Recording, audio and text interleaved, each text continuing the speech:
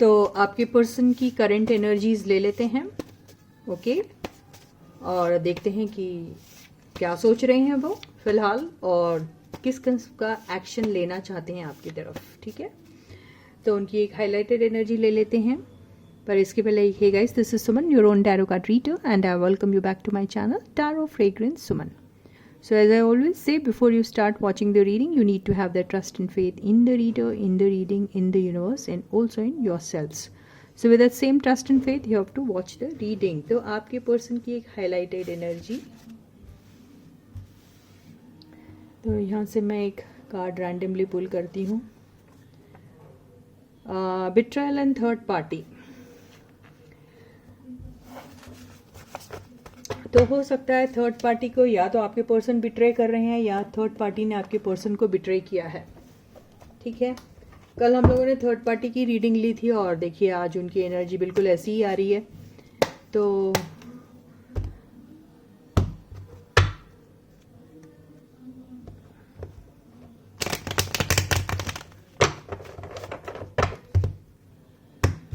General reading है, collective reading है, सबके साथ रेजोनेट हो बिल्कुल ज़रूरी नहीं है. अगर आपके साथ रेजोनेट होती है तो बहुत अच्छी बात है, और अगर आप रेजोनेट नहीं होती है तो मान के चलिए ये रीडिंग आपकी नहीं है. ठीक है, ज़िंदगी के कोई भी इम्पॉर्टेंट डिसीजन आप जनरल रीडिंग के बेसिस पे बिल्कुल मत लीजिए. उसके लिए आप अपने लिए एक पर्सनल रीडिंग ज़रूर ले सकते हैं. ठीक है गाइस, या और लेनी भी चाहिए. तो देखते हैं कि आपके पर्सन क्या सोच रहे हैं अभी, किस एनर्जी में, उनकी करंट एनर्जीज क्या हैं. So the first card is 7 of wands. तो 7 ऑफ वॉन्ड्स से ऐसा लग रहा है कि वो थोड़े गार्डेड है, ऐसा लग रहा है. अभी कोई एक्शन नहीं लेना चाहते, ये हो सकता है. अगर थर्ड पार्टी के साथ है तो भी हो सकता है उन्हें ब्लॉक करके रखा है. आपके साथ है तो हो सकता है आपको भी ब्लॉक कर रखा है, या फिर आपके साथ अभी बात नहीं कर रहे हैं, ये भी हो सकता है. ओके, तो द हायरोफेंट आया है. हो सकता अगर थर्ड पार्टी वाली बात है तो हो सकता है आपकी पर्सन मैरिड हो.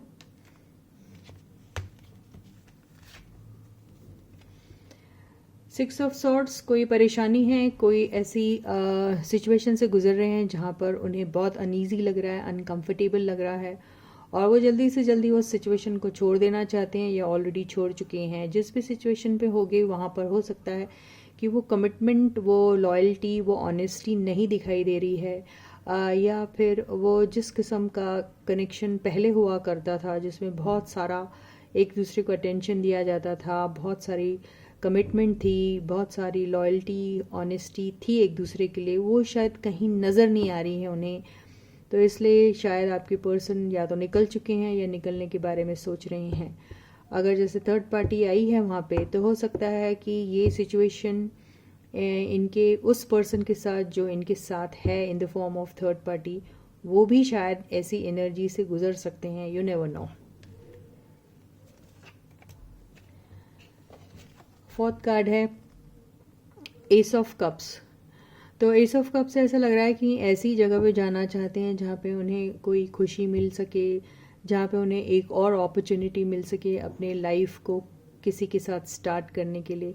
बहुत इमोशनल हुए जा रहे हैं, उनका मन कर रहा है कि वो अपना दिल खोल के किसी को सुना दे.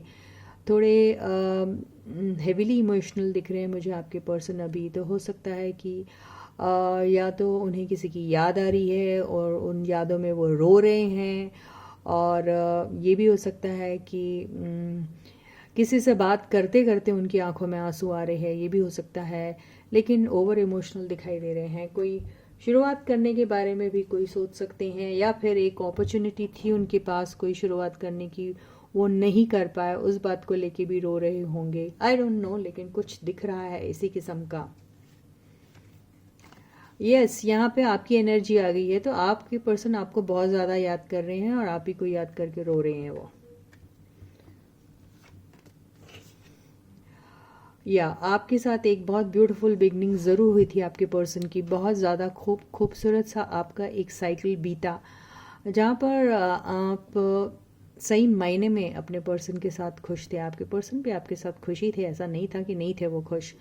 लेकिन मुझे ऐसा लग रहा है कि ये साइकिल किन्हीं वजहों से बिल्कुल टूट गई। जैसे बिट्रेल और थर्ड पार्टी है, तो हो सकता है कि यस ऐसा ही कुछ आपके साथ हुआ था और ये साइकिल एंड तभी हो गई थी, या फिर इसे एंड कम्प्लीटली भी नहीं कह सकते, क्योंकि शायद आप इस रिलेशनशिप के लिए हमेशा लड़ते थे, लड़ते आए हैं और लड़ते रहेंगे। ये अगर जज्बात था आपके इसमें, क्योंकि ये एनर्जी से तो ऐसा लग रहा है कि आप अभी भी वहीं फोकस्ड हैं, तो आप शायद उनका इंतज़ार कर रहे होंगे, या आपको ऐसा लग रहा है कि ये जो भी चल रहा है उनके साथ, किसी के भी साथ हो वो कभी ना कभी ख़त्म होगा और आपकी एक नई बिगनिंग होगी। तो ये नई बिगनिंग किसके साथ है ये तो मैं नहीं कह सकती, लेकिन यस अगर आप इन्हीं का इंतज़ार कर रहे हैं तो इनके साथ एक नई बिगनिंग के बारे में ज़रूर सोच रहे हैं आप।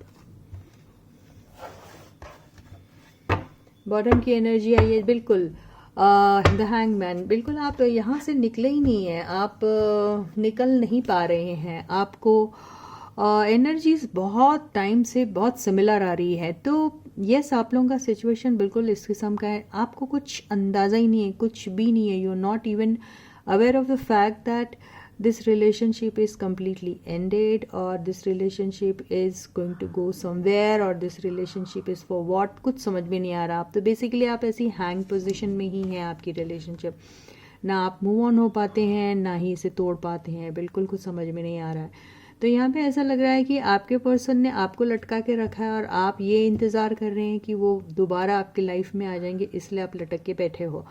तो बेसिकली यहाँ पर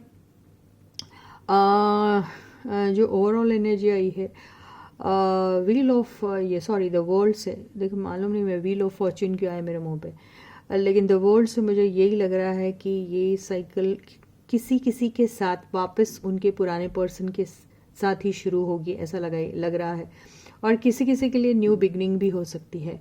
तो आपके पर्सन जहाँ पर भी हैं अभी, अगर वो थर्ड पार्टी के साथ है तो वहाँ पर से वो निकलना चाह रहे हैं या निकल चुके हैं, ये मुझे बिल्कुल दिखाई दे रहा है। तो इसी के साथ ही ये रीडिंग यहीं ख़त्म होती है। मैं आपसे दोबारा फिर मिलूंगी, तब तक आप लोग अपना बहुत अच्छा ख्याल रखिएगा। सारे सब्सक्राइबर्स को ढेर सारा प्यार है, big thank you from my side. Those who haven't subscribe to the channel में डू सो। चैनल को सबके साथ शेयर कीजिए और उन्हें सब्सक्राइब करने के लिए ज़रूर कहिएगा, और बिल्कुल वीडियो पसंद आता है तो उसे लाइक ज़रूर कीजिए। इनफैक्ट वीडियो ऑन करते ही सबसे पहले लाइक का बटन दबा दीजिए। Okay, so till I meet you next, please to take very good care of yourselves. Bye guys.